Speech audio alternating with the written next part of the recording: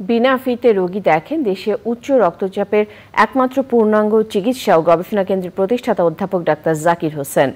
রংপুরে hyper tension and research centre নিবন্ধিত প্রায় ৩৯,০০০ রোগী মাত্র ৫০ টাকায় বিশেষজ্ঞ চিকিৎসা সেবা পাচ্ছেন তার প্রতিষ্ঠান থেকে। কিডনি, হৃদরোগ সহ উচ্চ রক্তচাপজনিত অসংক্রামক বিভিন্ন রোগ নির্ণয়, পরীক্ষা করানোর সুবিধাও দিচ্ছেন উদ্যোক্তারা, অপেক্ষাকৃত কম খরচে। রেজভি নাজের রিপোর্ট।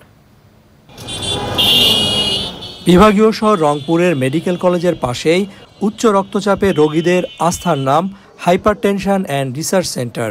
রংপুর মেডিকেল কলেজের সাবেক অধ্যক্ষ ডাক্তার জাকির হোসেনের উদ্যোগে প্রতিষ্ঠিত সেবা কেন্দ্রটিতে যুক্ত হয়েছেন তারই হাতে গড়া শিক্ষার্থী, বন্ধু, সহকর্মী, সুহৃদরা।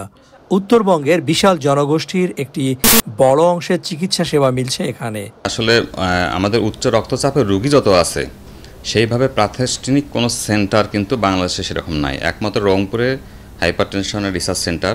উচ্চ রক্তচাপ, ডায়াবেটিস, ওবেসিটি, স্মোকিং বা অ্যালকোহল যারা খায় বা এই জাতীয় যাদের কিন্তু লিপিড প্রোফাইল বেশি থাকে সেটাও কিন্তু অনেক সময় রিস্ক ফ্যাক্টর হিসেবে কাজ করে।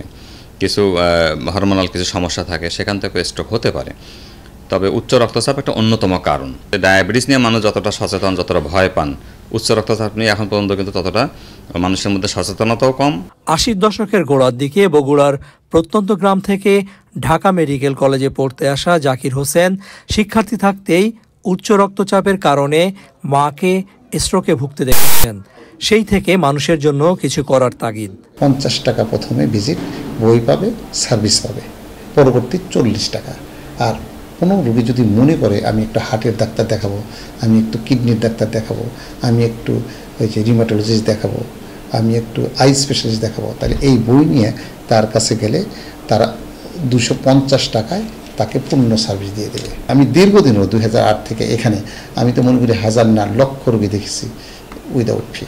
আমি একটা সাধারণ গাড়িতে চড়ি, আপনি জানেন, এনজিও গাড়ি। আমি দেখছি আমার ছাত্র, আমার সহকর্মী সবাই খুব সুন্দর সুন্দর ব্র্যান্ডের গাড়ি, পাজারো, বাইয়ে। আমার কিন্তু কখনোই অনুভূতি আসে না।